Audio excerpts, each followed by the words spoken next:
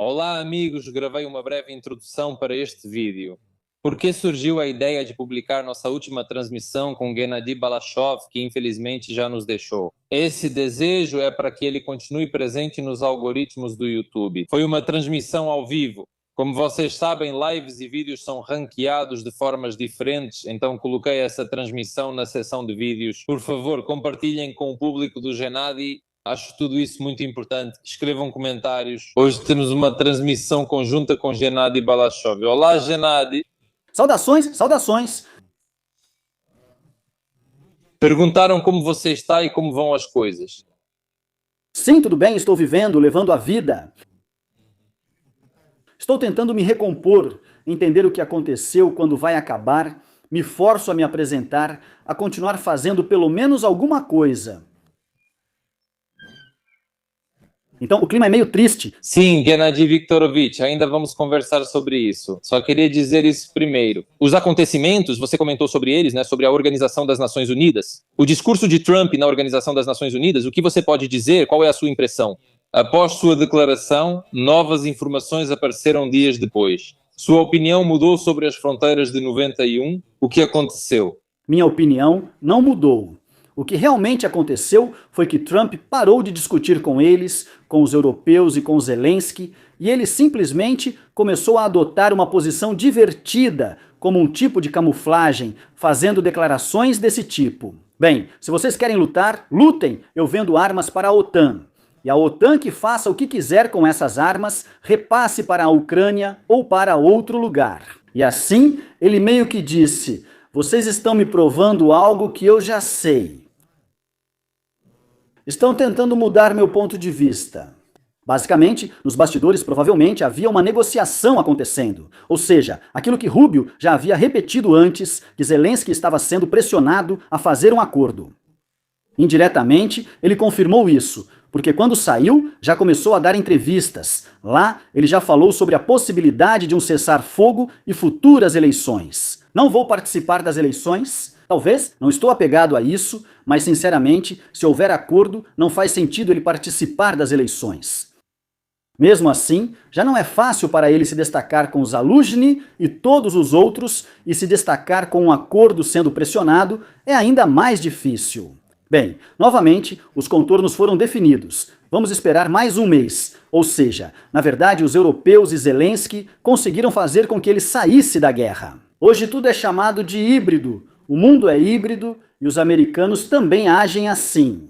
Porque se observarmos as estruturas influenciadas pelos americanos, para quem são vendidas as armas? Para países da OTAN. 70% da OTAN é americana. Lá estão sentados generais americanos. Eles seguem de fato a agenda americana. Eles são, por assim dizer, o guarda-chuva da Europa, tanto nuclear quanto com armas convencionais. E por isso,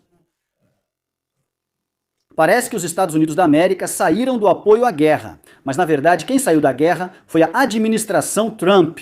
E o Pentágono permaneceu na guerra? O Pentágono permaneceu, a Agência Central de Inteligência permaneceu na guerra, só que agora eles vão conduzir a guerra de uma maneira um pouco diferente. Acho que o confronto entre Rússia, China, Europa e no território da Ucrânia vai continuar de outra forma. Um mundo combinado, talvez, ou um mundo híbrido, é para onde eles estão indo agora. É preciso sair de uma guerra híbrida para um mundo híbrido. Acho que é isso que está acontecendo para amar a Ucrânia. Para isso, é necessário um presidente. Talvez eleições ou propostas híbridas surjam, levando a um substituto para definir o futuro da Ucrânia após a guerra, que deverá ser dividida em zonas de segurança de cerca de 40 quilômetros. Agora entendi por que 40 quilômetros. Quando li o artigo do Zaluzhny, ele diz: bem, 20 quilômetros para lá, 20 quilômetros para cá, esses drones controlam tudo e queimam tudo. Aí está, ficou claro como dizem. Uma zona de segurança entre os dois lados em conflito. Quando ela for implementada, imagina, será uma zona de segurança por todo o território da Ucrânia. 40 quilômetros, ou seja, é um país inteiro, 2.000 quilômetros vezes 40 quilômetros, e tudo isso é uma zona neutra, onde a artilharia não tem importância, nada, e drones voam por toda parte, tudo isso. Não tem nada. Eles observam uns aos outros. Fica assustador quando você pensa, e se aquilo que Zaluzhny escreveu no seu artigo for verdade? Acontecerá uma vantagem tecnológica da Federação Russa para a qual ele mesmo tende. Ele diz que a questão é que foi alcançada uma certa paridade nessa guerra de drones, mas ele fala sobre a vantagem tecnológica. Muito provavelmente, quem chegou mais perto foi a Federação Russa. Então, se for assim, talvez, se o cessar-fogo demorar, pode haver uma ruptura na linha de frente, qualquer coisa pode acontecer. E de fato, então o rio, até a curva em Zaporíjia, torna-se uma barreira natural dividida entre os dois países. Já está se formando desse jeito. É isso que chamam de que a Ucrânia lutou até chegar aos ratos. Isso mesmo. Gennady Viktorovich, agora sobre as eleições. Posso perguntar se não tem nada extraligado? Estou ouvindo meu próprio eco. Não tenho nada ligado. Você não está se ouvindo, né? Estou ouvindo aqui. Meu microfone está ligado. Posso desligá-lo.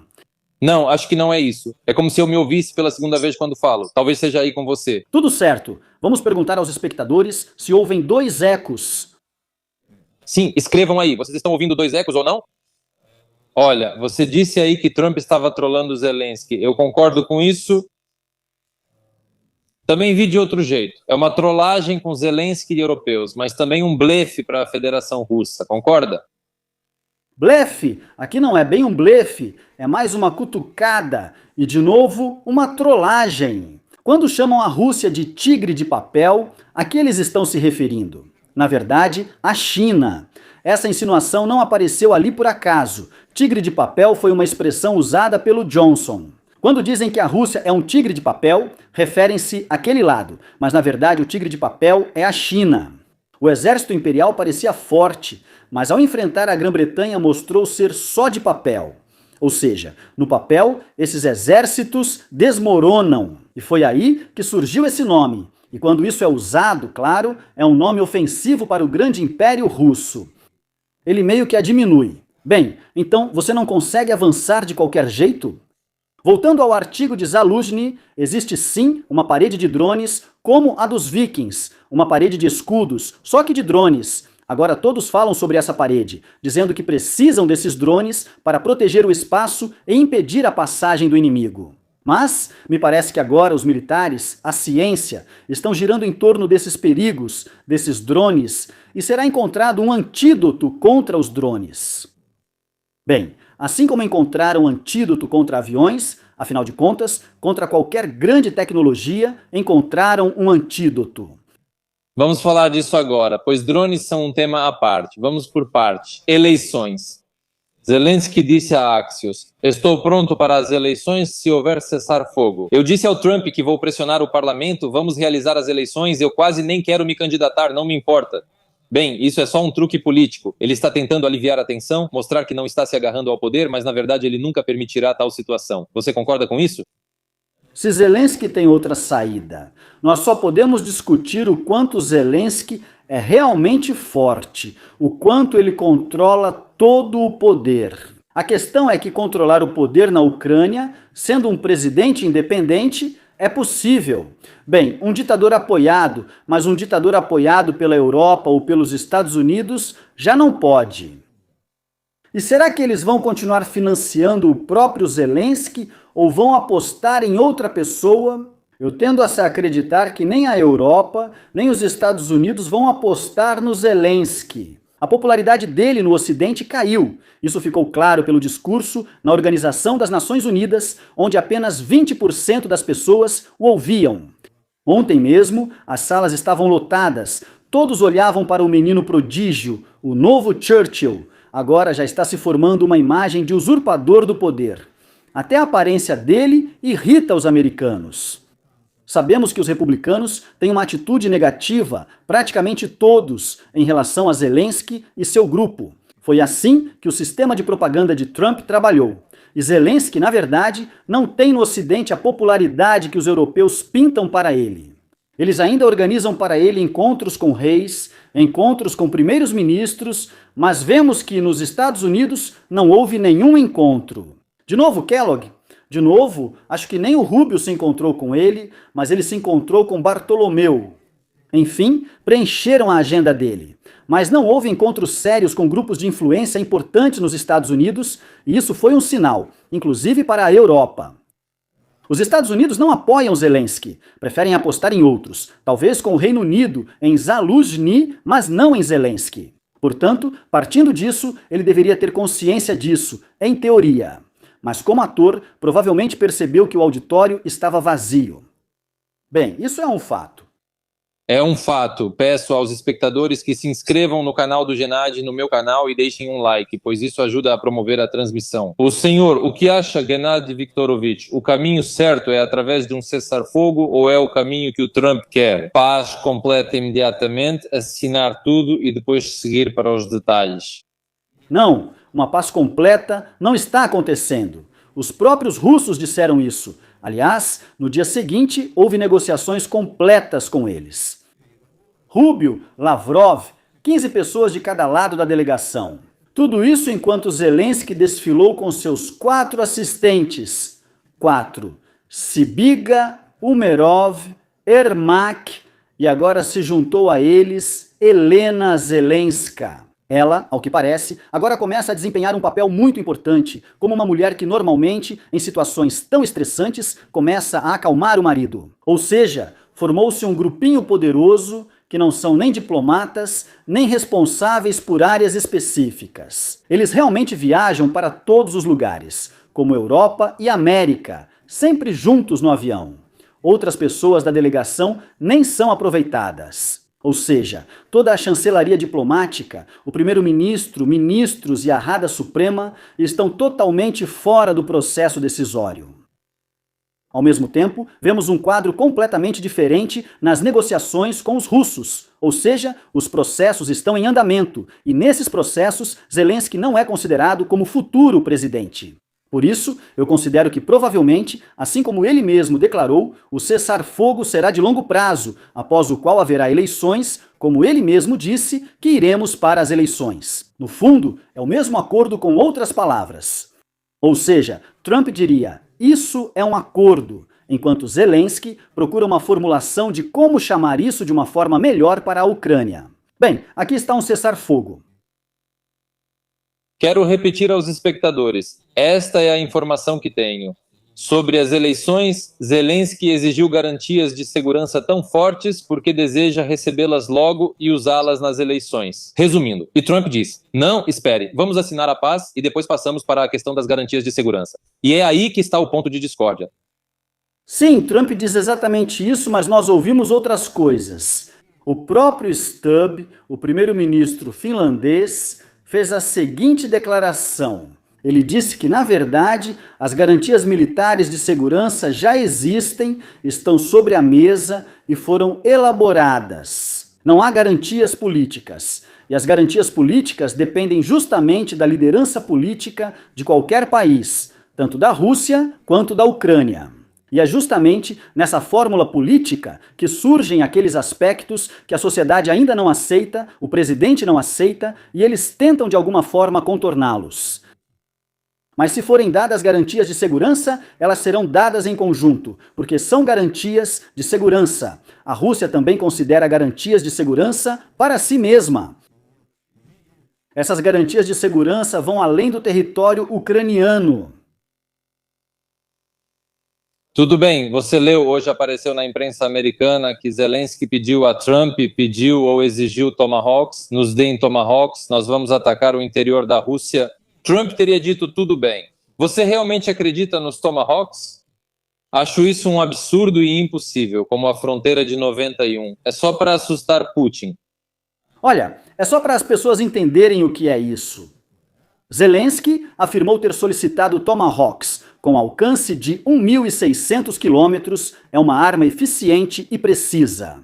É uma arma insana, uma arma insana. Então vamos imaginar, a OTAN comprou Tomahawks e entregou tudo isso para a Ucrânia. Trump disse, nós não participamos dessa guerra. Ele também declarou, nós estamos nessa guerra, mas essa não é a nossa guerra, é a guerra do Biden e do Zelensky, que eles participem. E continuou, surge a pergunta, quem vai fazer a orientação do míssil Tomahawk? Os americanos com seus satélites, porque a Ucrânia sozinha não vai conseguir lançar Tomahawks. São necessários dados de reconhecimento, direções, códigos de lançamento, etc. Isso aparece imediatamente. O que já foi acordado entre Putin e Trump é que a América não participa desta guerra. Ela vende armas. E claro, nenhum Tomahawk estará sequer próximo da Ucrânia. Vou te interromper imediatamente. As pessoas começaram a escrever no chat e me mandaram aqui que Trump já desistiu disso, ou seja, era fake. Grosso modo. Eu tenho uma suposição de que Trump, devido ao surgimento das redes sociais, adquiriu uma certa arma de informação com a qual ele consegue confundir o mundo, expressando opiniões contraditórias sobre este ou aquele assunto para dar à sua administração a oportunidade de trabalhar sem serem atrapalhados. Como você pode ver, agora não recebemos mais nenhum relatório das negociações, não nos dizem nada, nem publicam memorandos. Lembre-se de quando pediram um memorando, os russos enviaram um memorando na Turquia. Sim. Sobre o acordo de paz. Todo mundo analisou, todo mundo discutiu, ou seja, todos se envolveram nesse memorando. Parece que o mundo todo participa da discussão do cessar-fogo conforme esse memorando. Agora não vemos nenhum texto, mas sabemos com certeza que, como podemos ver, as negociações estão acontecendo sobre o Ártico, sobre o Extremo e o Oriente Médio, sobre a faixa de Gaza, sobre a segurança europeia, sobre armas de médio e longo alcance, sobre armas nucleares. Todas essas negociações estão acontecendo e nelas é inserida a questão da Ucrânia. E claro, como isso é secundário para os Estados Unidos, o fim da guerra na Ucrânia depende de um acordo geral. Assim que eles chegarem a um acordo geral, Zelensky será informado disso de maneira diretiva. E provavelmente isso acontecerá para ele no Salão Oval. Não no Salão Oval, mas à margem da Organização das Nações Unidas. Depois dessa coletiva de imprensa, curta, de 7 minutos, ainda houve uma conversa a portas fechadas. E Zelensky não conseguiu comentar o que aconteceu lá atrás das portas fechadas. Mas o humor dele, quando saiu, era sombrio, a única vez que ele relaxou. Quando na embaixada, acho que organizaram para ele, basicamente, um encontro com jornalistas leais. E depois vieram as entrevistas, nas quais ele foi falando aos poucos. O que ocorreu nos bastidores. Essa história de eu não vou às eleições parece ter surgido da parte fechada. Entendemos o memorando. Nossa versão, trazida pela delegação, não foi publicada por acordo, pois isso causaria um colapso político imediato para Zelensky. Isso basicamente se tornaria público que eles concordam com a troca de territórios, com todo o resto, só para manter o poder de Zelensky, para ter chance de manter o poder. Provavelmente eles estão tentando dar um jeito ou ganhar tempo, estão se preparando para alguma coisa.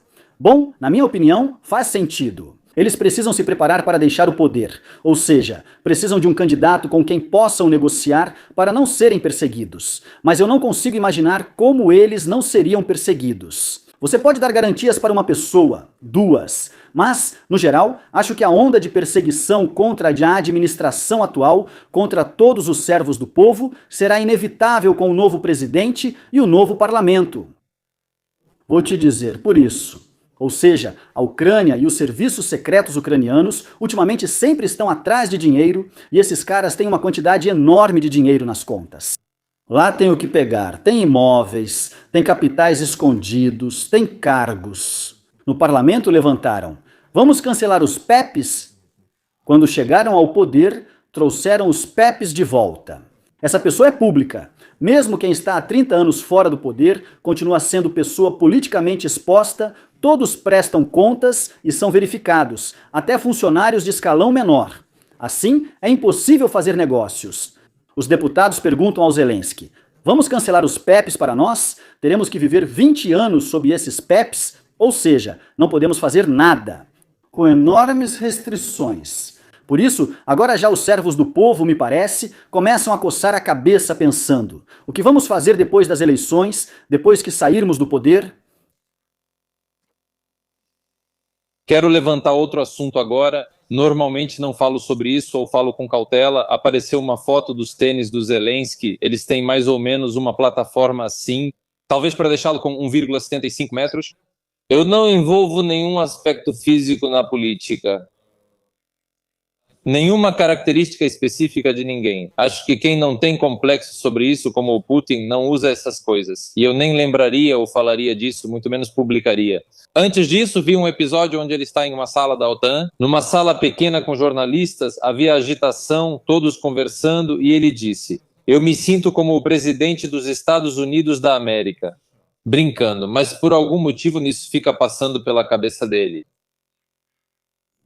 Bem, considerando que dizem que Zelensky consome, como posso dizer, bebidas alcoólicas. Talvez, às vezes, os pensamentos dele se misturem só para divertir, afinal veio do clube dos engraçados e inteligentes. Às vezes ele solta uma piada brilhante, mas quando você está no cargo de presidente e faz uma piada, aí já não é mais piada. Isso é um sinal sinistro de que, na essência, o poder absoluto corrompe a mente. Ele é realmente uma pessoa. Bem, se Fyodorov, que parece ser um cara jovem e sensato, de repente começou a dizer que se sente como um deus ou como a segunda pessoa depois de Deus, porque ele comanda milhões de pessoas.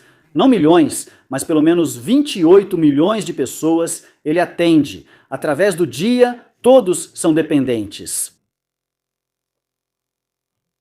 Que pesadelo. Sobre o Trump, queria comentar. Alguém perguntou por que Trump apoiou Zelensky. Na verdade, ele não apoiou. Muitos ainda pensam isso. Bem, porque a propaganda funciona muito forte, todo mundo entrou no maratona, toda a propaganda entrou em ação, eu também percebi isso, mas me pareceu que eles entraram nisso de forma tão medida que deveriam ter vergonha disso, porque não perceber esse trote tão óbvio. Qualquer pessoa razoável, ao ler ou ouvir, pode não perceber de imediato, mas depois entende que é o presidente.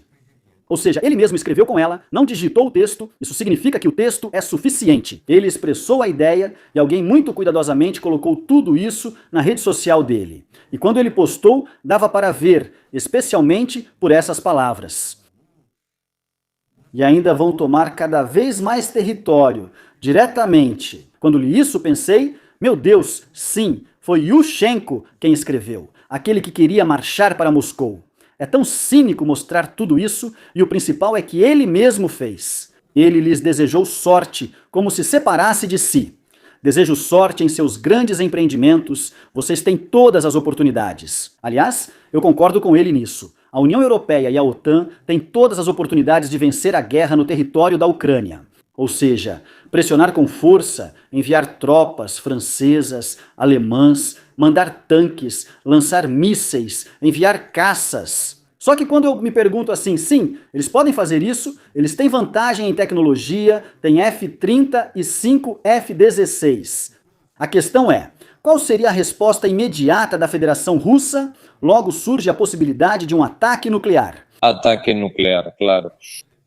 Só dissuasão nuclear. Eles explicam e repetem que isso é impossível. Porque a Ucrânia não recebe nem Tomahawks, nem armas que possam virar o jogo, mas sim deve lutar e não vencer. Isso é algo que, há 3 anos, a gente nem entendia o que significava. A Ucrânia não vai vencer, mas também não vai perder.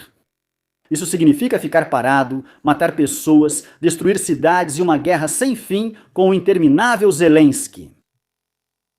Sim, eu só estou tentando explicar isso para as pessoas, acalmar. Por um lado, eu entendo, as pessoas que estão na Ucrânia estão sob um estresse especial. Lá você acaba acreditando em tudo, mas não se pode simplesmente ler o feed de notícias e acreditar cegamente em tudo, ficando dependente disso. Como um pêndulo, às vezes está bem, outras mal. O importante é entender a essência. Você viu a última entrevista do Duda com Shalva Chigirinsky? Não. Ele é, digamos, um oligarca daquela época, hoje é um homem muito rico, e ele disse uma coisa interessante. Isso esclarece para quem se preocupa com Trump. Ele afirmou: Trump elogia e trata todos com carinho como faria com uma mulher. Depois ocorre a ação correspondente. Essa explicação é muito boa. Bem, você já viu o filme sobre o Trump? É tipo, O Aprendiz? Já falei, isso é propaganda, mas eu vi. Sim, é propaganda, mas lá mostram o Trump, eu acho, no seu habitat natural. E eles também estão lá. Aquele que o ensinou, o professor dele, o advogado, ele também fica dizendo: você é uma pessoa grandiosa, você é incrível. Ele elogia bastante e de repente entrega um papel dizendo que você precisa fazer isso. Ou seja, são como duas pessoas. Uma pessoa é muito agradável na comunicação, mas por baixo dos panos ele coleta informações, ele as acumula. Ele nem quer ser o vencedor agora. E ele também publicou aquelas regras do Trump, onde está dito que, em primeiro lugar, sempre se declare vencedor e que você é sempre o melhor e, claro, use informações comprometedoras. Então, eu acho que esse jeito do Trump está sendo muito bem trabalhado agora na Ucrânia. Ele elogiou Zelensky, ele contou. É disso que estou falando. Ele falou para ele o quanto ele é grandioso, que ele é sábio, corajoso. Corajoso. Absolutamente corajoso. E ele vai vencer. Isso, obviamente, já aconteceu, depois que Zelensky contou para ele por 3 minutos como ele está vencendo. Ele descartou relatórios da Agência Central de Inteligência e demitiu consultores. Provavelmente, dezenas do Pentágono trabalham para ele no campo de batalha, e a observação por satélite também está errada. Zelensky disse que está vencendo, se preparando para uma contraofensiva, só mais um pouco de paciência. Ele disse: boa sorte, acredito que você vai vencer. Gennady Viktorovich, tem um bom comentário de natureza técnica aqui. Você está usando só um fone de ouvido? Será que poderia colocar os dois, ao contrário, colocar os dois?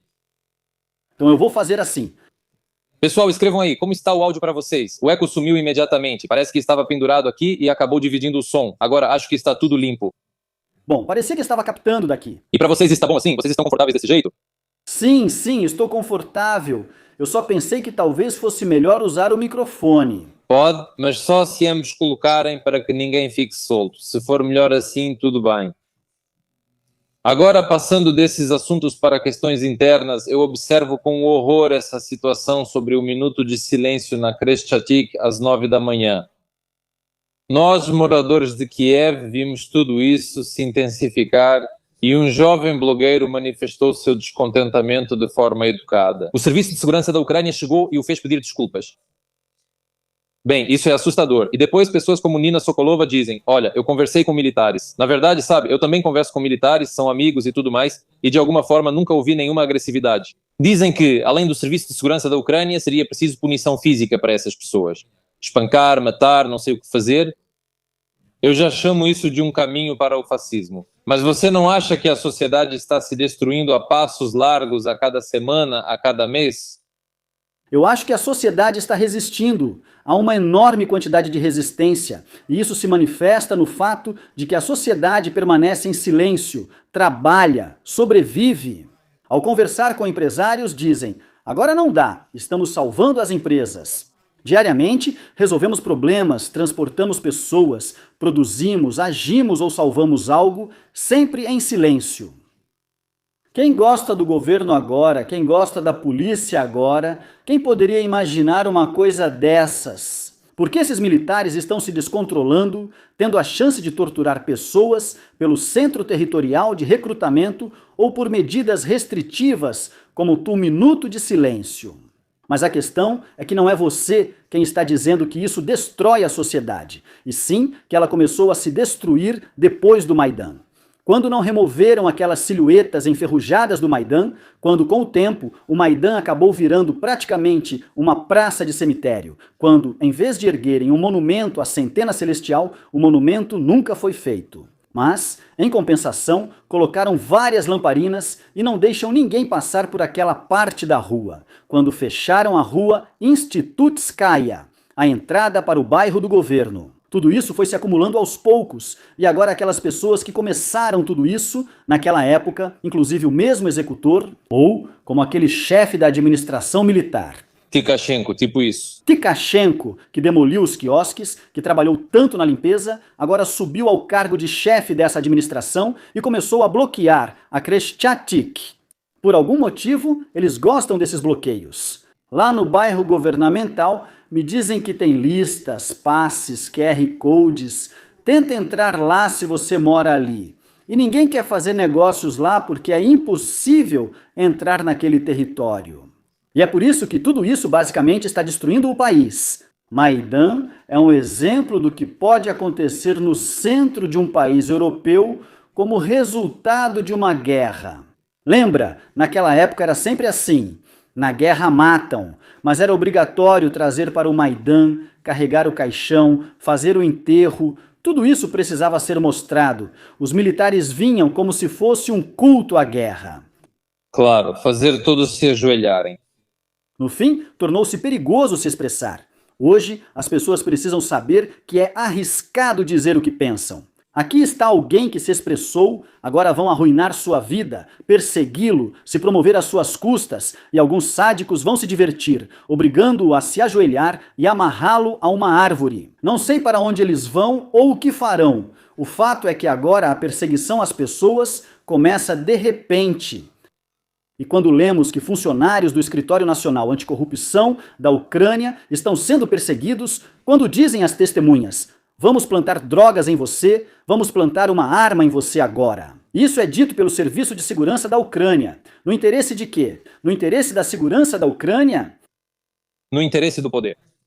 Eles estão envolvidos nisso. Na verdade, o Estado se tornou um Estado terrorista. Mas se o presidente, vestido com o uniforme de um terrorista, se encontra na Organização das Nações Unidas com um ex-terrorista, então, o que eles trocaram? A única coisa boa que se pode tirar desse ex-terrorista, chefe do novo governo sírio, é que ele sabiamente vestiu um terno para ir à América. 100% até ele. Até usou terno, mas Zelensky continua parecendo fantasiado, o que já irrita a todos. Mas ao lado dele anda Ermak, com o mesmo visual, e o Merov também anda com o mesmo visual. Bem, esse é o nosso tudo. E quando vem de cima, por assim dizer, um sinal do presidente de como deve parecer para estar seguro, é assim que você deve parecer para estar seguro, e ficar em silêncio.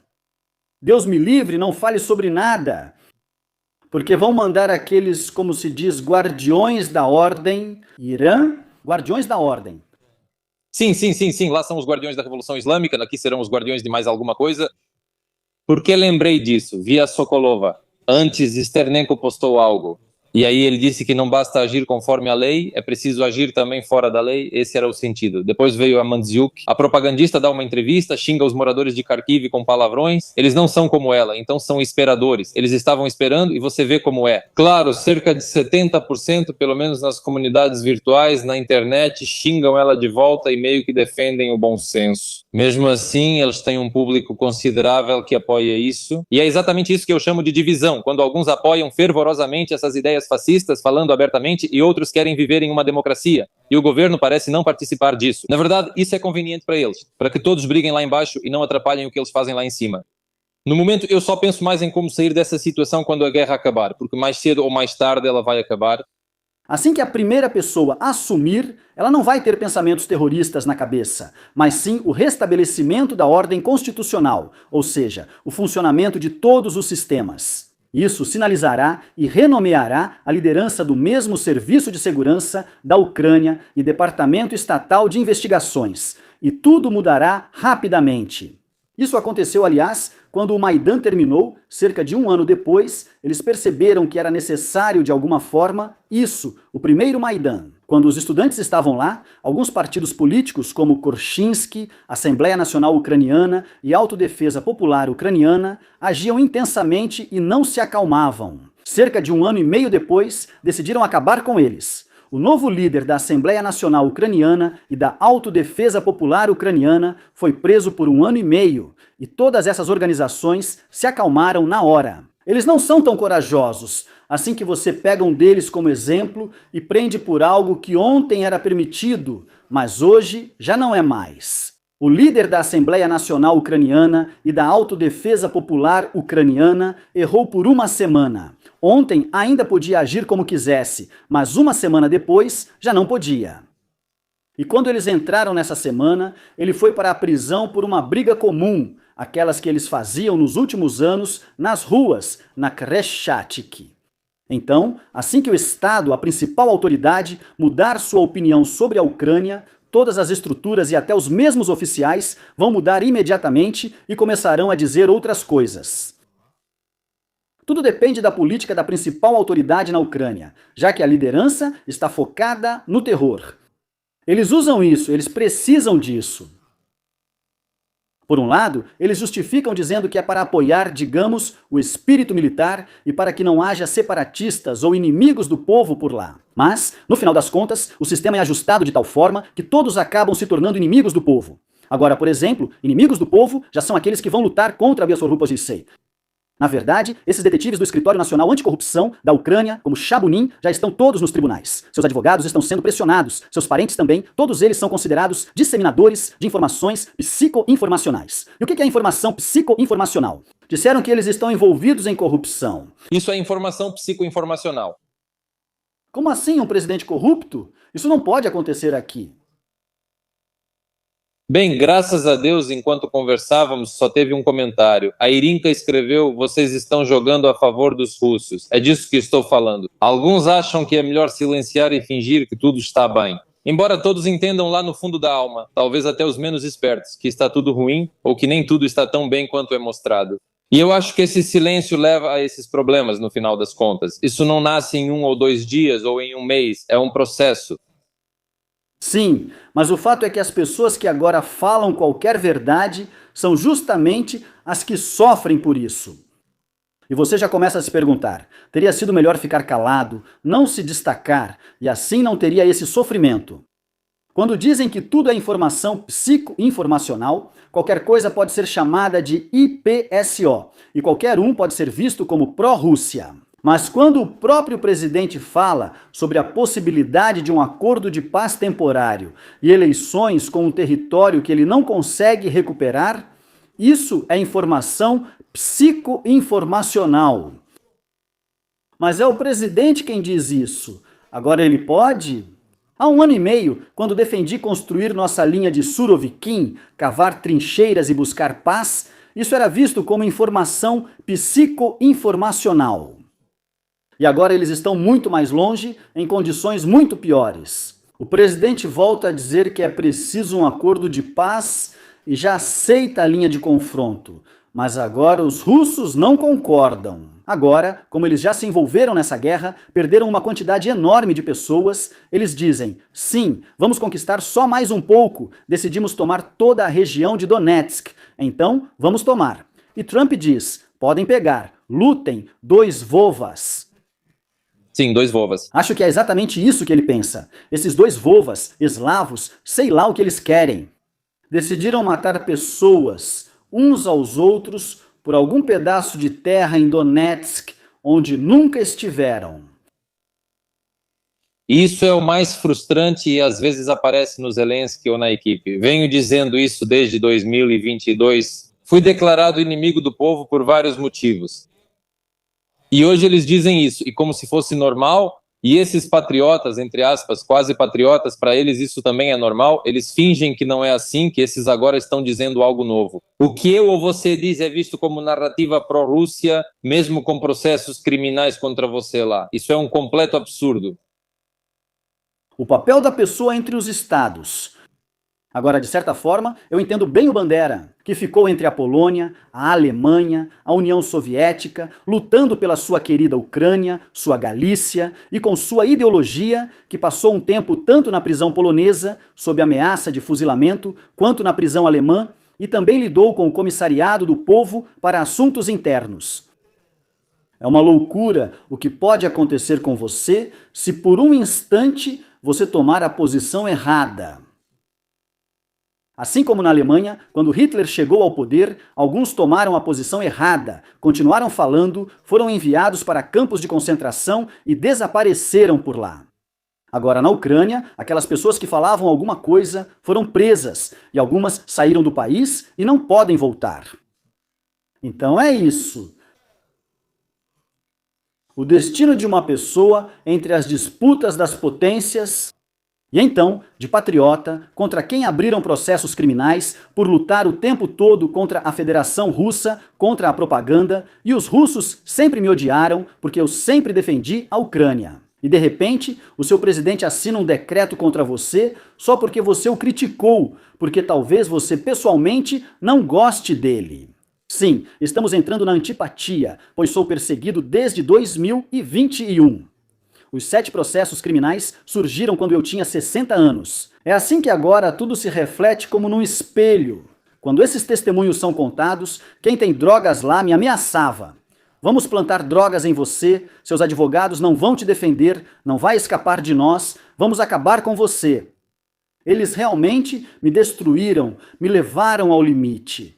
Por isso digo, falem com mais cuidado, tanto aqui quanto no exterior. Agora é preciso esperar o fim da guerra e a queda do regime de Zelensky, e depois veremos o que vai acontecer. Eu gostaria de viver até esse momento. Você com certeza vai viver até o momento em que eu veja Zelensky numa jaula. Sim, eu simplesmente pensei especialmente sobre isso hoje. Li uma notícia de que o ex-primeiro-ministro britânico, Tony Blair, vai liderar uma espécie de governo de reconstrução de Gaza. Bem, nesse distrito administrativo, ele vai administrar. Algo semelhante ocorreu na Bósnia e Herzegovina, onde há o distrito de Brisco, administrado por ex-diplomatas americanos e outras pessoas importantes já idosas. Isso também seria uma solução para nós no Donbass, esse território disputado, mas hoje está claro que pertence à Ucrânia. Declarar neutros e deixar os americanos administrarem, ou seja, há solução, mas Zelensky não propôs nada. É isso que me surpreende e irrita. Zelensky não propôs nada, venha com sua proposta. Dizer que é uma paz injusta, saiam daqui. Então, o Putin é um cara legal que vai dizer, sim, sabe, eu vou sair? Eu não entendo isso. Nenhuma proposta em 3 anos, em 4 anos. Durante esses 3 anos, o que vemos? Que as negociações acontecem em qualquer lugar, com qualquer um, menos com a Federação Russa e com Putin, é justamente lá que não há negociações. Aqui está a turnê de reconstrução pela Europa, a turnê dos poderosos ou dos aliados pela Europa, viagens para os Estados Unidos da América. Quando Trump faz uma pergunta simples, por que você não conversa com Putin? Ele ironiza. Por que não está bombardeando Moscou? Pode bombardear Moscou? Não? Então por que não conversa com Putin? De fato, se ele não se comportasse assim, talvez ele tivesse uma oportunidade, pelo menos ele poderia se dirigir publicamente o tempo todo. Bem, eu já escrevi que é melhor ligar para Putin nesse sentido, então ligue publicamente, comece a discar, insistir dizendo, eu quero conversar, eu quero conversar, eu quero conversar sobre o destino da Ucrânia. E talvez você conseguisse muito mais do que conversando com Trump ou com... Sim, vai ser preciso fazer concessões. Bem, desculpe, quando uns brutamontes me batem, eu preciso de alguma forma sair da briga. Vou ter que perder alguma coisa. Nesta situação com a Ucrânia, o fato de a Ucrânia ter sido capaz de resistir acabou sendo uma armadilha cruel. Veja, a Geórgia não resistiu, a guerra durou 5 dias e eles tiraram conclusões e fizeram concessões. Na Geórgia, há isenção de visto, voos ativos, missões diplomáticas retomadas e o país afirma, o mais importante é que não nos ataquem. Aqui não vamos reclamar muito, mas a Ucrânia mostrou um espírito popular forte e resistiu de verdade, além de receber muito armamento. E isso acabou sendo uma armadilha, porque como resultado o país inteiro está destruído, muita gente morreu. E você acha que teria sido melhor ceder, mas ceder o que exatamente? Questão de idioma? Bem, a Moldávia está aí, eu vi. Qual é o idioma oficial na Moldávia? Romeno. Certo, mas em que idioma as pessoas falam? Em russo. Qual é o problema? Esse é o idioma oficial, é o idioma de comunicação internacional. Foi assim que eles classificaram. Existe ensino em russo? Existe. Ensino, ou seja, atendimento em russo, existe também. Bem, lá quase todo mundo fala russo. Qual é o problema? Bem, dá para fazer isso de forma silenciosa, sem precisar criar patrulhas linguísticas. Sim, isso é triste. E você viu a declaração de Yushchenko sobre para Moscou completamente? Viu esse vídeo? Como você pode caracterizar isso? Bem, o próprio aparecimento de Yushchenko mostra que as forças políticas que apoiam Yushchenko, e essas são pessoas do círculo do antigo BWT, Turchinov. Eles sempre trabalharam com ele, colaboraram desde a época em que todos estavam no poder juntos, depois dos Maidans, e Yushchenko. O surgimento disso é mais uma busca por anciãos, ou seja, existe essa ideia de chamar os anciãos, tipo Yushchenko, talvez Avakov, talvez até Ikanurov, Kinak. Eles todos deveriam se reunir, digamos assim, e recomendar alguma coisa. Ou seja, um órgão coletivo de consulta que deve dar confiança e força a alguém. E acho que a declaração do Yushchenko, ela não é simples. Porque se houver esse acordo de cessar fogo e eleições, as forças políticas que vão mirar na futura devolução das terras devem começar a se formar agora. Porque ele foi muito direto, disse: nós não concordamos em ceder terras. Imagine, quando houver o cessar-fogo, depois disso, quantos parlamentos vão explorar esse tema. A devolução das terras deve ser feita por meios diplomáticos. Estávamos lá, não concordamos e eu estava pronto para ir a Moscou. Por isso, é preciso seguir vias diplomáticas. Porque, quando analisei as ações de Yushchenko, do período dele, foi o Yushchenko quem trouxe Yanukovych de volta como primeiro-ministro. Também fazia o mesmo. Quem fez Timoshenko primeira-ministra? Yushchenko. Quem, de novo, abriu o caminho para o presidente Yanukovych? Yushchenko. Ele implementou uma política intermediária de conciliação entre a Rússia e a Ucrânia. Ele ocupava uma posição intermediária. Ele mesmo era um ucraniano autêntico, um ucraniano puro, como um polonês, só que falava em ucraniano. Por outro lado, ele permitiu totalmente a entrada do mundo russo no parlamento. De todas as regiões lideradas por Yanukovych, ele entrou lá e, aproveitando, tornou-se presidente. Ou seja, isso tudo é Yushchenko. E eu até olhei outra coisa. Existem sanções contra Yushchenko na Federação Russa? Não. Não. Ele se manifesta de forma muito moderada. Foi só agora que ele realmente falou que estava indo para Moscou. Talvez ele até acabe recebendo sanções. Com filhos dos outros ele decidiu ir. Não com os próprios filhos, mas com filhos dos outros ele decidiu ir para Moscou.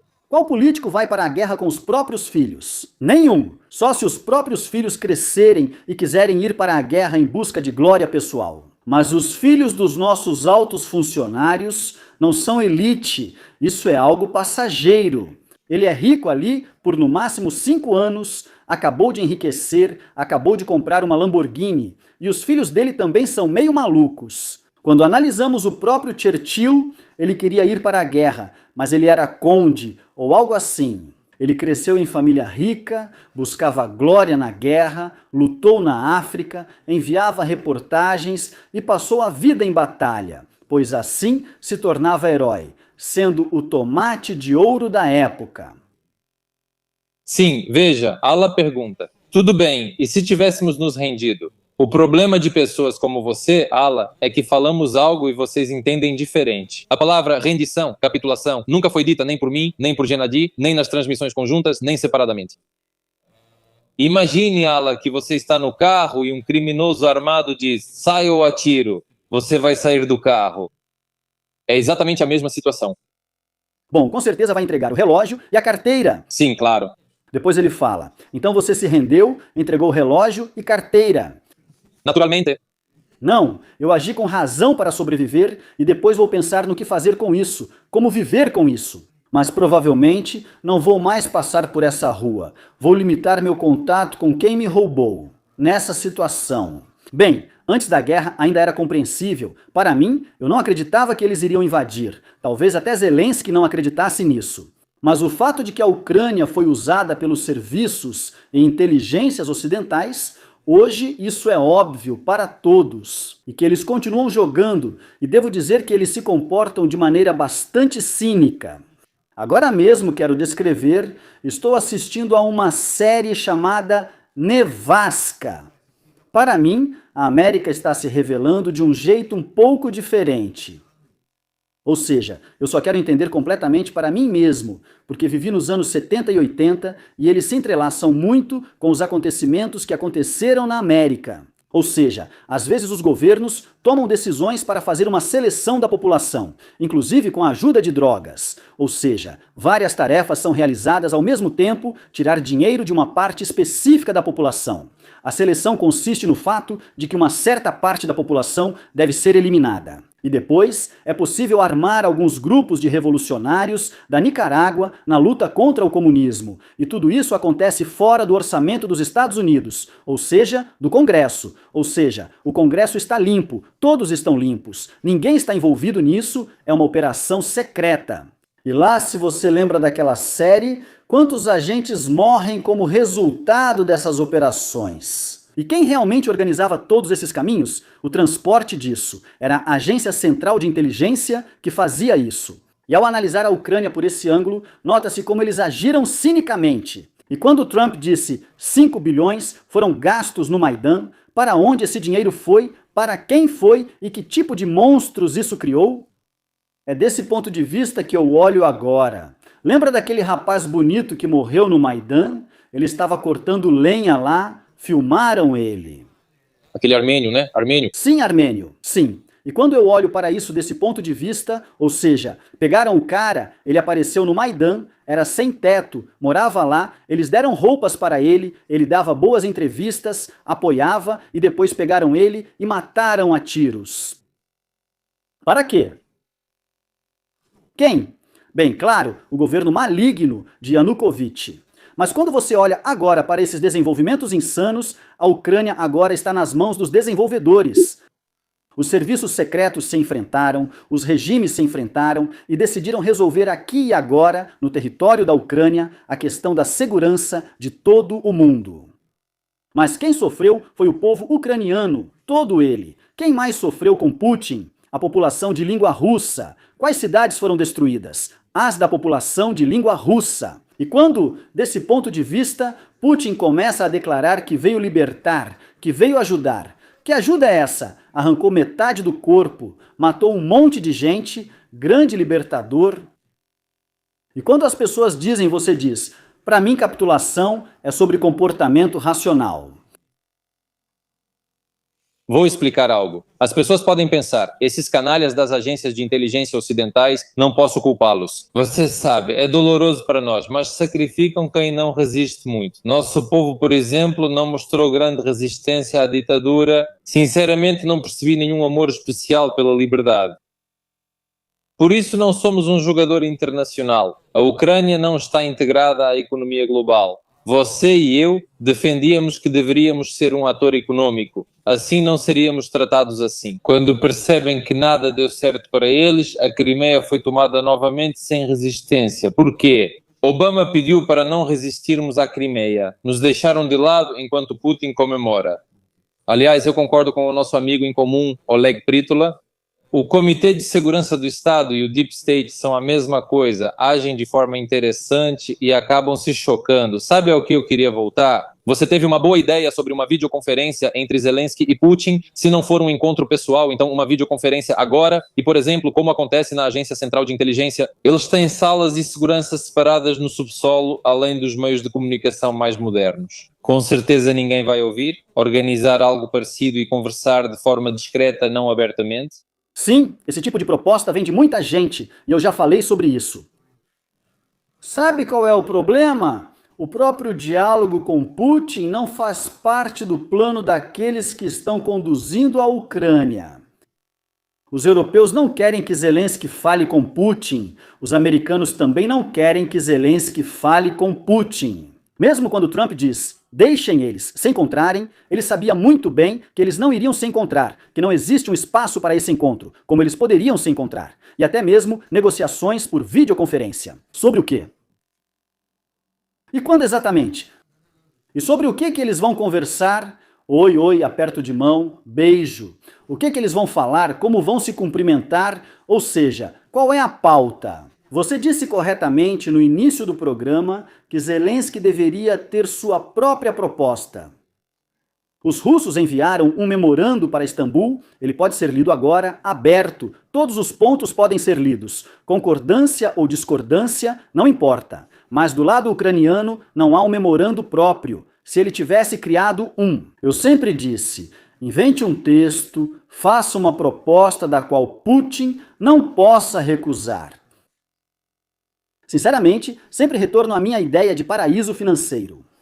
Soa bonito, ou seja, poderia ser para o Putin. E se criássemos um paraíso financeiro na Ucrânia?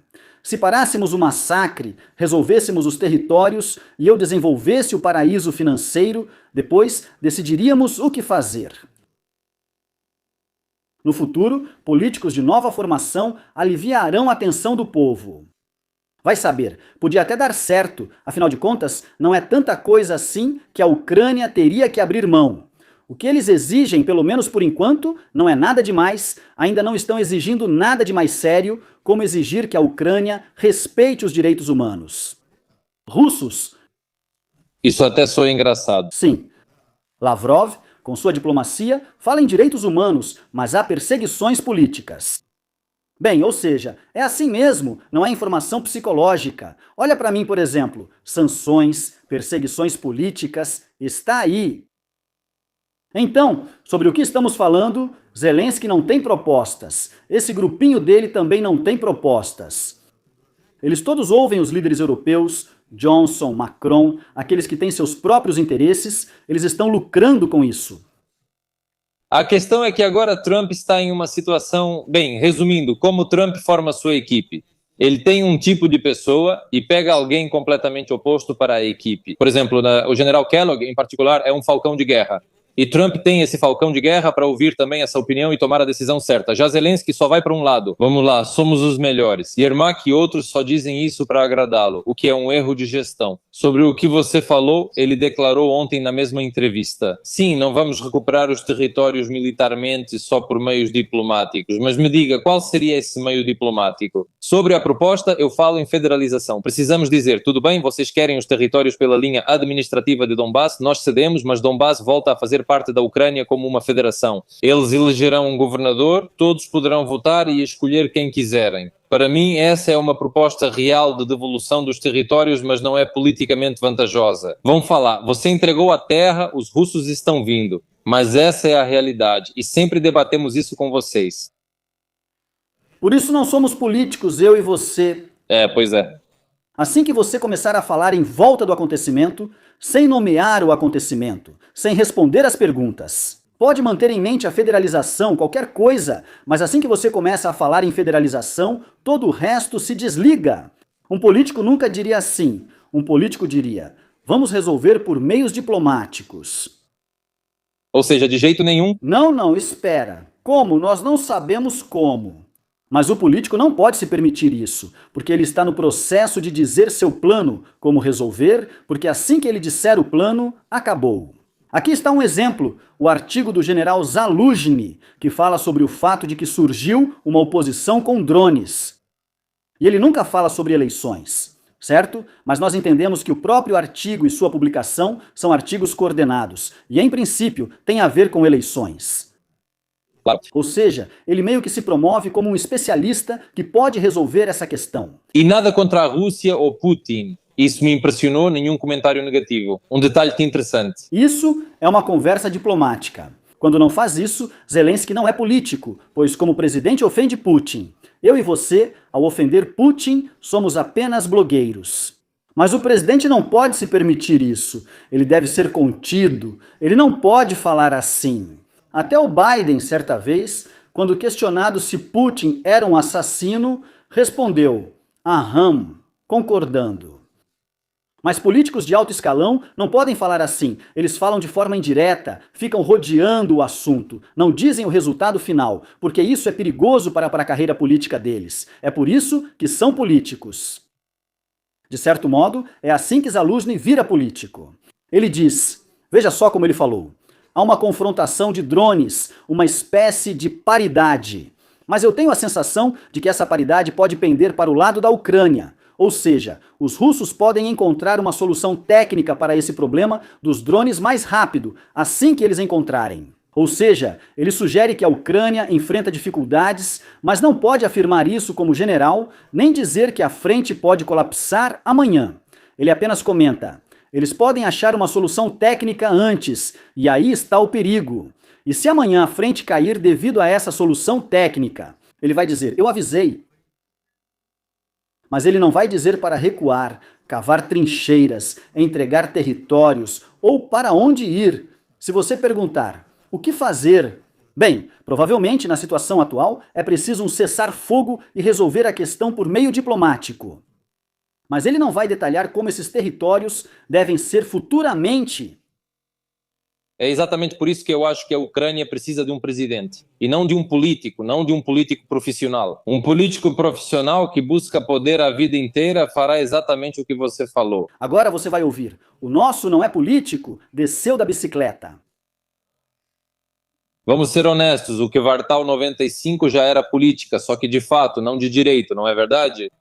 Acho que político é uma profissão necessária para que eles conversem e resolvam questões de forma não violenta, assim como o jornalista é necessário, assim como o serviço de segurança, tudo isso é necessário, se cada um faz o seu trabalho e se são profissionais. Na política, profissionais têm uma função muito útil: negociar, resolver questões delicadas. Bem, os mesmos diplomatas, quando trabalham, falam em uma linguagem profissional. Não ofendem ninguém, certo? Quem ofende são os blogueiros, somos nós que falamos abertamente. Essa é a nossa função. Mas o político, bem, essa é a função dele. Falar por muito tempo, de forma confusa, incompreensível e agradar o eleitorado. Sou a favor dos diplomatas, mas Javier Milei não é político, faz reformas radicais e fala as coisas como são. Quando diz uma verdade amarga, é realmente amarga.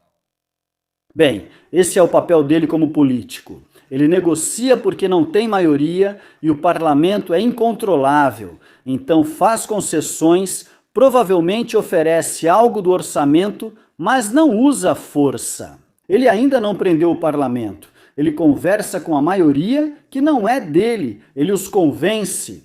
Quero dizer que a pessoa não teme perder popularidade, cumpre seu mandato fazendo o necessário e depois sai sem lutar pelo poder por mais 20 anos.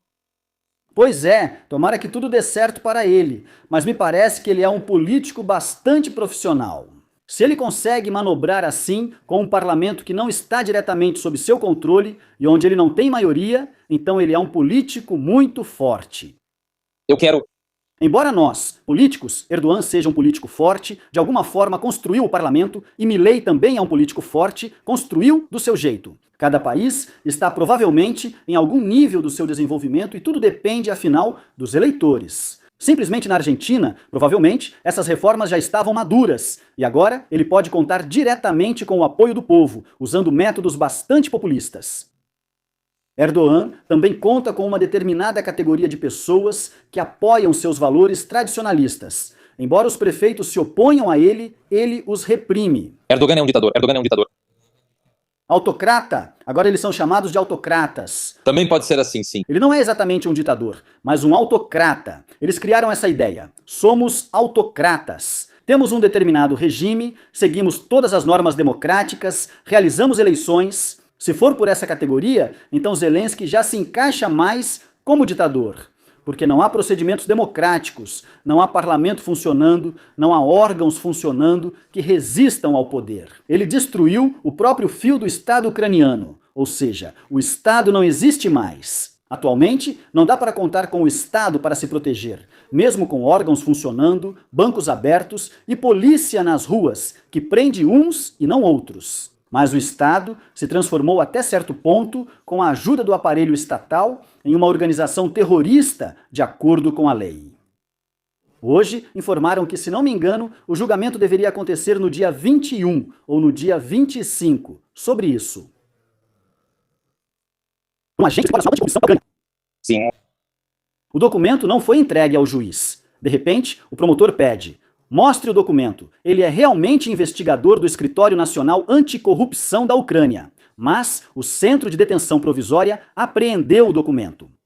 Bem, lá eles apreendem os documentos, eles ficam guardados com eles, não está no tribunal, e para o juiz, tipo, eu não posso conduzir isso, exige mostrar o documento, precisa se certificar. Você imagina o absurdo deles? Acho que um juiz americano diria: ah, vai se ferrar. Todos nós sabemos que é ele, já trouxemos ele aqui pela 10ª vez. Mas aqui, para torturar a pessoa, eles o levam de volta e ele vai esperar a próxima audiência daqui a 2 semanas. Sim, eu sei, estou acompanhando. Isso é loucura, sim, loucura, não tem outra palavra. Temos 11 mil espectadores. Amigos, inscrevam-se no canal do Gennady e no meu, deixem um like na live e escrevam boas perguntas. Vou ler e responder junto com o Gennady, além de reagir a uma delas. Nikolai Ivanov escreve: Vocês querem um palhaço, mas precisam de um político competente, independente e preparado. Competente é uma palavra abstrata. Primeiro. Segundo, não há políticos independentes na Ucrânia, pois só chega ao poder quem tem um oligarca por trás. Você não entende, infelizmente, Nikolai, onde você vive e como isso funciona. Esses comentários me irritam. Depois perguntam: e no Maidan, em 2013, Denis era a favor da federalização? Não, eu nem sabia o que era isso naquela época.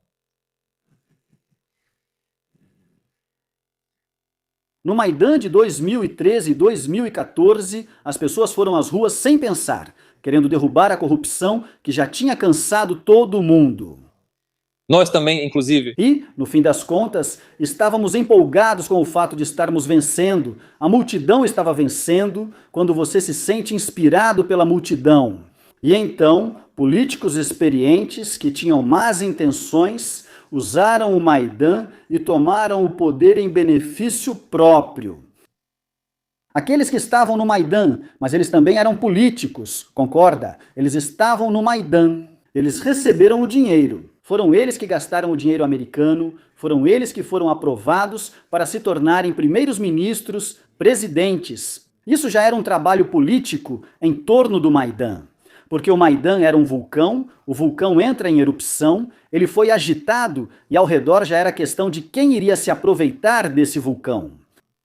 Alguns fugiram com medo, outros faziam chá e outros cultivavam tomates, como em Nápoles, no vulcão, onde ficam saborosos. É verdade. Perguntam como você está e quero saber. Qual seria uma solução concreta para a guerra agora? O que fazer? É preciso um novo presidente para tudo acabar? Ou, na sua opinião, como seria o verdadeiro desfecho? Pelas palavras de Zelensky, percebo que ele está sendo pressionado por um cessar-fogo ou acordo. Já falamos sobre isso e, no fim das contas, como terminar, vai acabar como tiver que acabar. Aqui está a questão. Eu até gravei um vídeo sobre isso, que na verdade toda a questão gira em torno de 6 metros quadrados de território, que Putin decidiu que precisa conquistar, e Zelensky decidiu que não pode entregar. Como resultado desse confronto de drones, nem um lado nem o outro consegue avançar rapidamente e aqui pode acontecer um colapso da linha de frente. Em qualquer situação. Vamos ver até quais condições eles vão chegar a um acordo e o quanto a linha de frente ainda vai se mover. Mas nós vemos que os militares de Putin aprenderam a lutar com esses grupos de avanço lento, sobre os quais Zaluzhin também escreve. Eles avançam lentamente e já entraram no território de Dnipropetrovsk, atacando a região. Eles fazem ataques psicológicos com drones e mísseis contra Kiev, Lviv. Ou seja, eles decidiram ir até o fim e forçar a assinatura de um acordo. Agora estamos falando sobre o fato de que, na verdade, Zelensky está sendo forçado à paz. Forçado mesmo. Agora isso já parece uma imposição. Se ainda há 1 ano, 2 anos atrás, era possível sair, e era assim. Vamos chegar a um acordo de concessões em bases de paridade, concessões políticas que estão escritas em memorandos, mas agora é diferente. Agora estão determinados a forçar tudo. E nessa situação, me parece que Trump seguiu mais a linha da Rússia, ele está forçando, ele vai lutar e você força. Posso afirmar, haverá neutralidade, não OTAN, língua russa, liberdade religiosa na Ucrânia e será preciso aceitar um compromisso desagradável. Sem isso, nada acontecerá.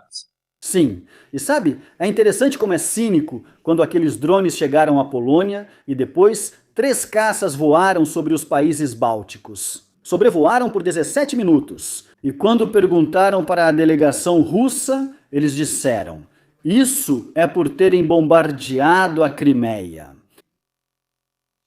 É por causa dos bombardeios na Crimeia. O que vocês vão fazer? Surgiram dúvidas, derrubar ou não, quem decide? E o que acontece se derrubarmos? Eles dizem, nós vamos voar, podendo até cruzar a fronteira. Sim. E eles podem lançar drones. Por que não lançar drones sobre o Báltico? Bem, pelo menos estragar o clima de investimento costeiro, por assim dizer. E por que não lançar sobre a Finlândia, sobre os finlandeses? Noruega, Dinamarca e Escandinávia já têm muitos desses drones. E a Europa não pode começar uma guerra. Simplesmente não pode.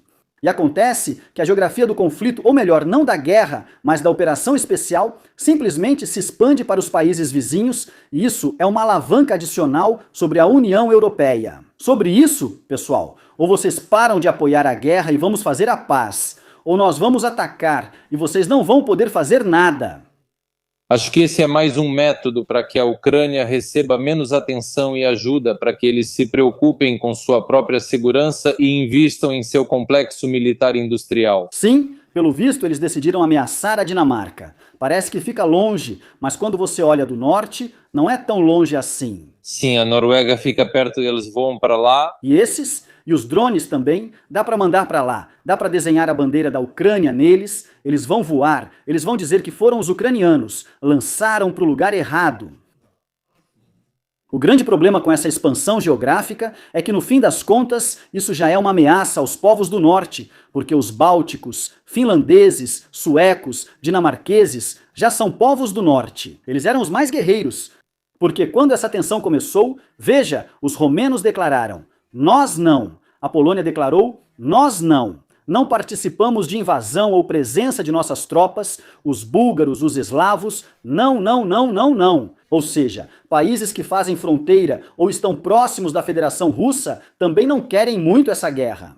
Agora, tirando os bálticos, esses se comportam de forma um pouco agressiva demais. É por isso que sobrevoam eles, porque são os mais agressivos. Uma pergunta, Gennady. E lembra, senhor Balashov, como andavam pelo Maidan, humilhavam os crimeanos e diziam que você era milionário? Naquela época a Crimeia ainda era nossa. Parece até que vocês entregaram a Crimeia. Dá essa impressão. Fui sequestrado na Crimeia por Girkin e fui tratado muito mal. Fui espancado, sequestrado com um saco na cabeça, e o fato de eu ter me aproximado dos crimeanos, gravei um vídeo que teve grande repercussão. Foi quando os Yanukovychs trouxeram os crimeanos, cercados pela milícia em ônibus, ao Maidan gelado. Eu mostrava para as pessoas que eles estavam descalços, nus, seminus, vieram da Crimeia pobres para proteger os oligarcas. Ou seja, todos eles tinham as mesmas plaquinhas Pare Maidan e vieram para resistir. Foi tão engraçado, olhem esse vídeo. Sim, não era uma humilhação, mas uma tentativa de mostrar. Vejam o que está acontecendo, estão comprando vocês por trocados, trazendo como estatuetas, suportes para bandeiras, e vocês, nus e descalços, protestam sem dentes. Esse vídeo é horrível. Eu me lembro desse vídeo, ele teve mais de 1 milhão de visualizações, se não me engano, naquela época, no YouTube, por assim dizer, isso já era uma conquista. Certo, uma pergunta para mim, Elisevich, por que preferiu ir embora em vez de resistir ao sistema? Você tem direito moral de acusar o povo por não resistir ao poder? Sim, Zana, tenho esse direito. Comecei a resistir em Kiev e por isso fui embora, sendo forçado a vender meu negócio de sucesso com grande desconto. Por isso tenho esse direito moral. Eu sofri para poder falar a verdade e paguei caro por isso, então não. Sobre a compra de energia do Putin, esse tema também me preocupa. Fiquei chocado. 205 bilhões de euros pagos pela União Europeia durante a guerra, um valor astronômico, 1/5 de trilhão. No fim, a Europa está financiando a guerra. É exatamente isso que Trump diz. Vocês vencem guerras se simplesmente não comprarem nada. Mas os custos disso são colossais, e todo mundo entende perfeitamente que é praticamente impossível recusar. Ou seja, novamente, politicamente é preciso resolver uma quantidade enorme de problemas insolúveis. Para a Turquia, é vantajoso transportar por seu território.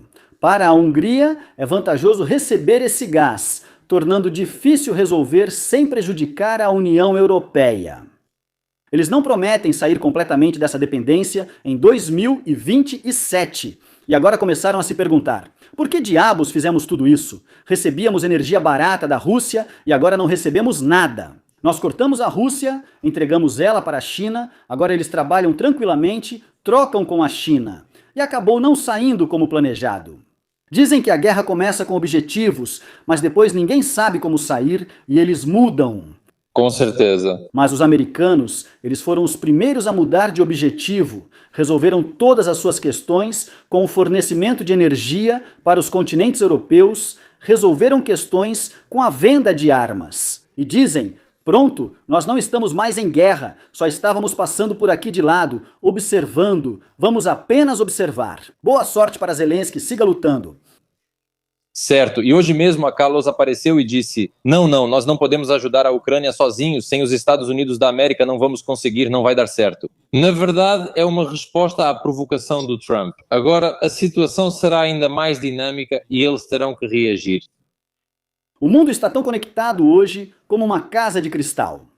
O que na verdade é mais desvantajoso hoje em dia é a guerra, ou seja, é simplesmente uma ação catastroficamente desvantajosa. Você absolutamente não ganha nada, você destrói a vida de alguém, sacrifica vidas, e com essas vidas não ganha absolutamente nada. Eu não entendo o que a Federação Russa, Putin, ganhou com essa guerra, eu não entendo o que a Ucrânia ganhou e o que a Europa ganhou. Todos sofreram, mas há um país que lucrou com essa guerra mais do que qualquer outro e se sente novamente grandioso. Vamos tornar a América grande de novo. É assim que as coisas acontecem, tanto na Primeira e Segunda Guerra Mundial, quanto neste conflito. O beneficiário de todas as guerras são os Estados Unidos da América.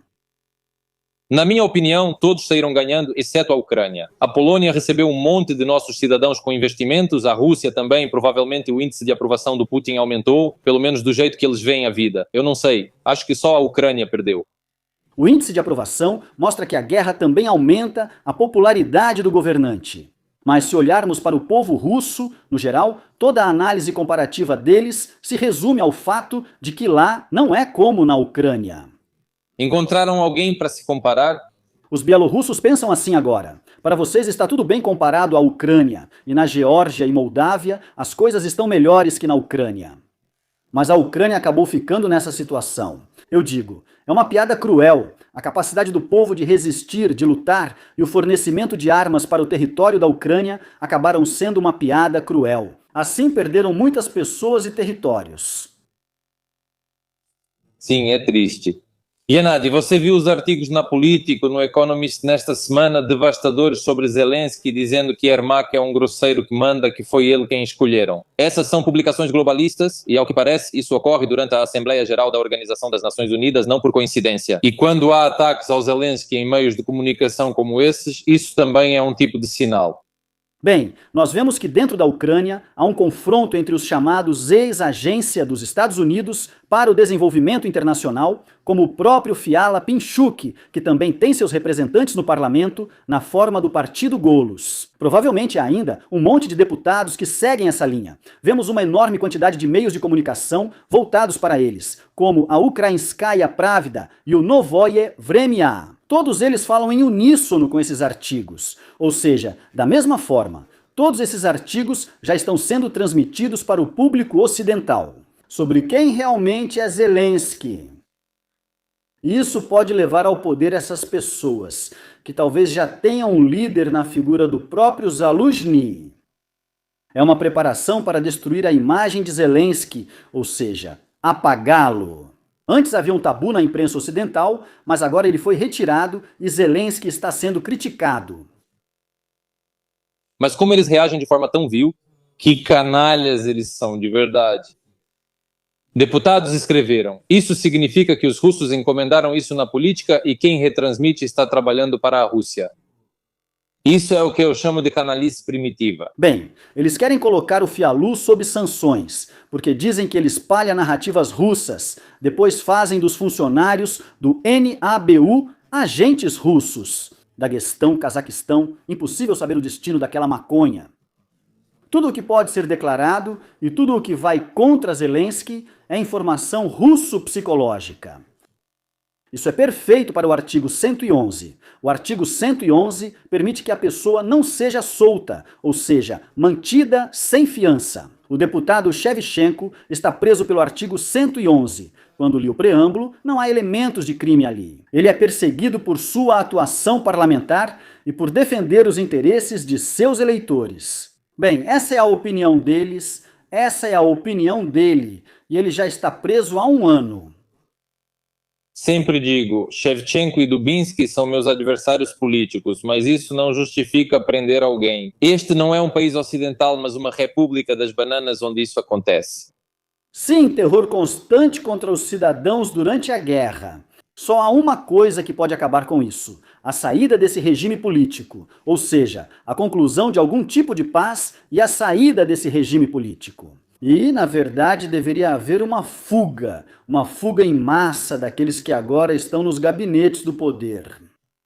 Acho que líderes dos órgãos de segurança e promotores deveriam fugir juntos. Ou seja, esse será o êxodo mais massivo dos quadros de liderança dos dias de hoje. Sim, será um êxodo ainda maior que o do Yanukovych. Deve ser maior, sim, muito maior, e mais jovem e com capitais não tão estáveis. A diferença é que agora todos vão fugir para a Europa e América, não para a Rússia. Antes fugiam para vários lugares, mas hoje preferem a Europa. Eles vão fugir para o mundo árabe, pois na Europa também haverá problemas indo para os Emirados ou lugar semelhante.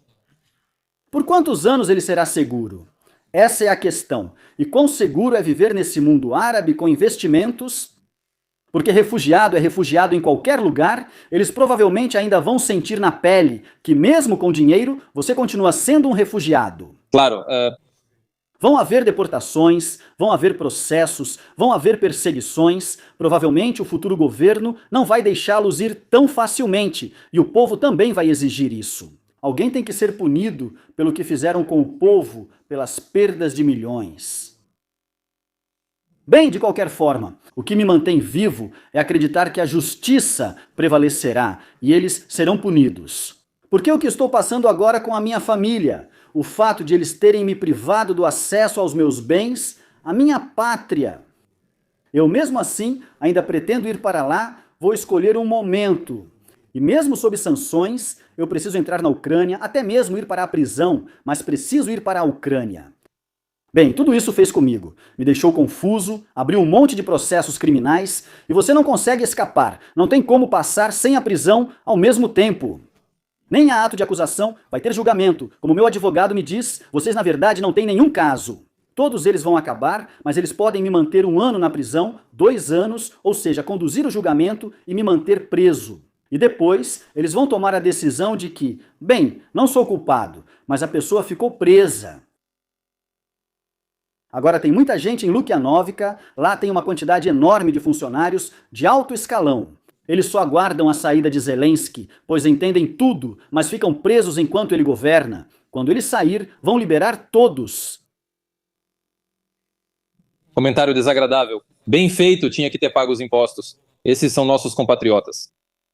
Bom, é inútil explicar para as pessoas que quando você vende um apartamento, você paga os impostos imediatamente e que eu não tenho nenhuma reclamação do governo sobre não pagamento de impostos. Eu tenho reclamações do investigador que inventou esse caso e fez uma perícia com uma pessoa qualquer e disse que eu não paguei os impostos, na opinião dele. Mas ele aplicou o artigo por ordem da administração do presidente, me arrastaram para o tribunal e o juiz tomou uma decisão. Fiança, prisão em frente. Quando dizem impostos devem ser pagos, todos nós pagamos. Mas será que Zelensky paga? Veja quanto imposto ele e Yermak pagaram. E eu vou dizer outra coisa. Yanukovych, que foi expulso, sim, ele tinha avestruzes. Recentemente ele deu uma entrevista e disse: "E o que há de errado em eu ter avestruzes? Eu os alimentava." Sim, lembro, BBC ou CNN, acho que ele deu para alguém. O mais interessante é que vi desse ponto de vista. Medjugorje foi construído por ele para seu próprio futuro. Ele queria passar a velhice lá, ficando até o fim do mandato presidencial, mas seu plano era morar na Ucrânia. Quando eu olho agora para Zelensky, que assim que se tornou presidente, vendeu a casa. E ele não tem absolutamente nada, exceto o bunker onde mora junto com Yermak, e Yermak tem um apartamento alugado. Eles já liquidaram tudo há tempos, têm carteiras de criptomoedas e só aguardam para fugir. Esses são os tolos Yanukovych, Balashov e Denis. Eles investiam dinheiro em imóveis, em negócios, desenvolviam, pagavam impostos. Enquanto ele não paga impostos, ele aceita subornos. Olhem, os policiais são ricos, viram empresários. Para mim foi difícil, disse logo que não pagaria $300 mil de fiança, prefiro ficar preso. E Shila, o mesmo general do Serviço de Segurança da Ucrânia, ele pagou 850 mil no dia seguinte e saiu sob fiança. E está por aí, livre. Vejam só, os policiais têm muito, mas agora também ficaram mais espertos. Tudo está em carteiras de criptomoedas, escondido no Ocidente e registrado em nome de parentes ou pessoas próximas. O que o Umerov possui na Ucrânia? Nada. Ele é o chefe do Conselho de Segurança Nacional e Defesa, ele tem parentes em Nova York, ele diz que não é dele, mas os parentes prosperam. Sim, isso é um esquema elementar. Gennady, eu estou sempre tentando explicar para as pessoas. Pensem, por que o Umerov precisaria de reformas na Ucrânia, aquelas que vocês propõem, que eu proponho, alguns programas? Para que ele precisa disso, se ele não pretende? Ele sempre precisa de ajuda financeira. Claro. Para que ela continue entrando. Quanto mais matam, mais ainda. Ótimo, deem mais ajuda. Quando dizem impostos devem ser pagos, concordo, devem ser pagos. Não sou contra e já pagamos muito. Uma vez eu calculei meus impostos e durante um certo período dava $100 por dia. Tipo quando vendia um imóvel, $100 por dia. Impostos! E os impostos só aumentam, agora as pessoas vão carregar todos esses impostos nas costas. Já aumentaram os impostos para 23% sobre o lucro mais do que nos Estados Unidos. De qualquer valor. O que você acha desse projeto de lei iniciado por Stefanchuk, Kamilchuk e outros dois? Ou seja, os jornalistas não poderão publicar nada sem uma decisão judicial. Ou seja, você não pode suspeitar alguém de corrupção sem uma decisão judicial. É justamente aí que está a verdadeira ditadura e o absurdo. Todos esses artigos foram organizados pela Promotoria e o Serviço de Segurança da Ucrânia. Eles têm seus próprios informantes oficiais, eles vazavam por diferentes meios de comunicação, jogavam lá, seja de uma câmera de vigilância, seja a própria decisão judicial, sobre qual pessoa está sendo perseguida, e formavam isso, porque primeiro é preciso criar a imagem de um canalha, como fizeram comigo. Não paga impostos, não pagou impostos, fez construção em local proibido. Penso, pessoal, vocês estão em sã consciência? Como eu poderia construir uma casa em local proibido sem permissão? Mas como isso é possível? Eles operam ilegalmente e espalham tudo, mas sempre foram os serviços secretos e a promotoria que vazaram essas informações. Se querem acabar com um empresário, primeiro o desmoralizam, depois o investigador lida com alguém desacreditado e pode fazer o que quiser. Stefanchuk quer proibir o serviço secreto. Por exemplo, no caso de Magomedov, quem vazou a informação sobre o Daguestão? Ele, quer dizer, há materiais do processo, o que foi confiscado, mas quem vazou essa informação? O Serviço de Segurança da Ucrânia. Bom, claro. Sem decisão judicial, aliás. Bom, claro, quero dizer para aqueles que falam sobre impostos para vocês, Gennady já disse quanto ele pagava. Agora mesmo, enquanto você falava, eu até calculei mentalmente, acho que é mais ou menos o mesmo. Mas não é esse o ponto. As sanções não foram impostas a vocês por não pagar impostos. Essa é uma história completamente diferente. Mas isso é uma continuação daquela perseguição, quando eu me afastei da perseguição e adiei, por assim dizer, o processo. Eu queria resolver isso judicialmente. Como estou nos Estados Unidos, fiz tudo eletronicamente e me registrei sem problemas. Os advogados apresentaram tudo e o juiz anterior quase analisou o caso, mas os promotores bloquearam e não compareceram. Depois, o juiz mudou. Na primeira audiência, colocam você na lista de procurados sem aviso. Se aparecer, será preso e levado, e isso ainda não basta. Eu estou lá, esperando, pensando em voltar na primavera. E aí vem as sanções, toma, ainda te dão mais sanções para acabar com você de vez? Isso é perseguição. Na verdade, isso é uma perseguição completa contra uma pessoa. É triste ouvir isso, porque enquanto estávamos transmitindo ao vivo, tinha muita gente nos comentários dizendo que votou em você nas últimas eleições presidenciais. Mas muito poucos votaram em mim. Muito poucos. Além disso, parte dos meus apoiadores correu para votar no Zelensky, e alguns até votaram no Shari. Bem, isso é realmente triste. Você cria, constrói, faz, mas quando percebem que não vão entrar no parlamento com você, simplesmente te abandonam. Vou te dizer mais. O ministro da Informação Digital, Fyodorov, foi membro do partido por uns 5 ou 10 anos. Ele é de Kherson, de Yupinsk. Organizaram uma célula, tomaram o partido e começaram a se desenvolver, chegando até o conselho municipal. Mas quando precisaram trabalhar nessa direção por mais tempo, eles escolheram o Partido Verde. Ou seja, toda essa célula simplesmente mudou para outras pessoas. Mas por outro lado, a carreira dele vai se tornando Deus aos poucos. Não tenho nada contra ele, todo jovem constrói sua carreira para avançar mais rápido. Aqui é como um jogo. Você usa uns, eles te usam. Se as coordenadas batem, você avança mais rápido. É uma habilidade especial, uma ciência à parte. A questão não é essa, e sim que, quando eles têm oportunidades, esquecem completamente das ideias. Porque o Partido 510 libertário era um partido de ideias. É raro conseguir construir alguma coisa, tivemos problemas até com o registro e depois com a administração de tudo isso, mas tentamos abrir muitas células. Parecia que as pessoas iam fazer algo por conta própria a qualquer momento, mas isso foi ingênuo. Não, a massa sempre traz, cheguei às mesmas conclusões, é claro, não dá para contar com isso. Sim. Amigos, escrevam, estamos a 88 minutos no ar. Mandem perguntas enquanto estamos ao vivo, Gennady ou eu responderemos para quem quiser. Sim, olha, até tem pessoas escrevendo que estiveram pessoalmente no registro do partido. Sim, aconteceram coisas interessantes. Naquela época eu era livre, alegre, muita coisa dava certo para mim. Mas agora, quando estou na situação em que estou, penso, por que diabos eu me meti nisso? Para que enterrei a mim mesmo, minha família, tudo? Bom, graças a Deus, as crianças estão nos Estados Unidos, estão bem. O que eu posso fazer sobre isso? Quero dizer, eles estão estudando, vão se formar e já serão cidadãos americanos. De certa forma, a Ucrânia perdeu uma quantidade enorme de pessoas assim, porque, acredite em mim, eu era muito mais útil para a Ucrânia do que qualquer investigador.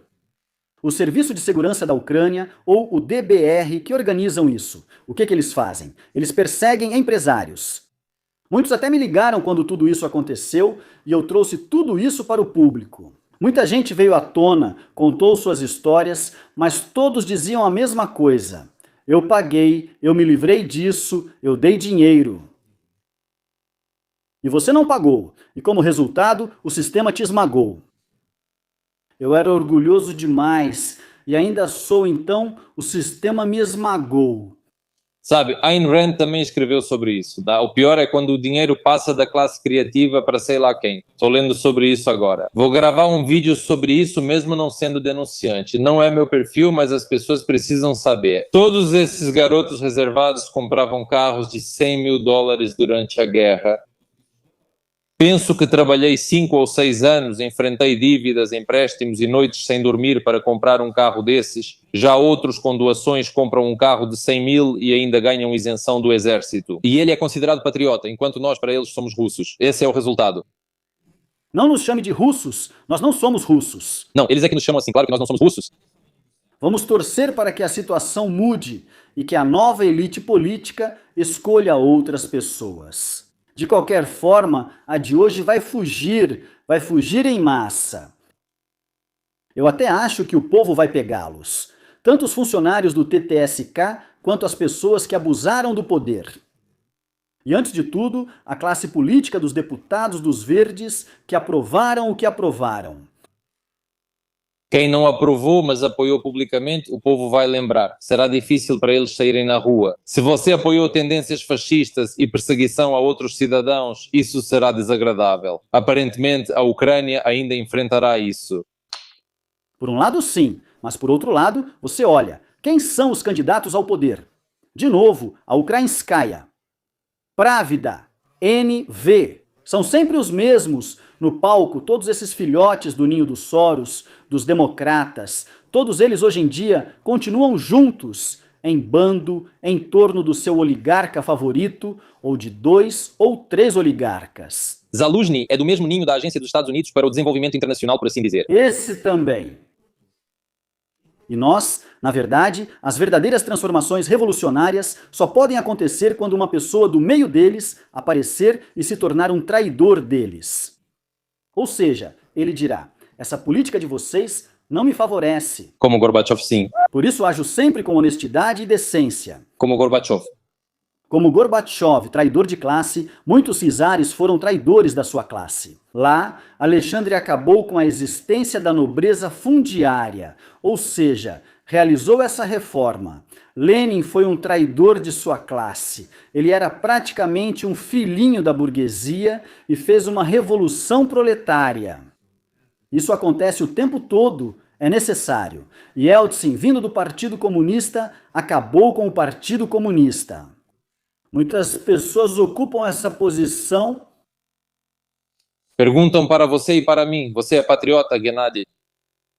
Provavelmente sim. Se eu investi na Ucrânia e tinha imóveis na Ucrânia, isso é patriotismo. Agora, se as pessoas investem em criptocarteiras e em Dubai, então elas são patriotas de Dubai ou de Mônaco. Agora temos patriotas, não sei, de Viena, de Dubai, de Paris. Eu não sei, vamos ver de que o Zelensky é patriota se ele perder o poder, mas com certeza não é da Ucrânia.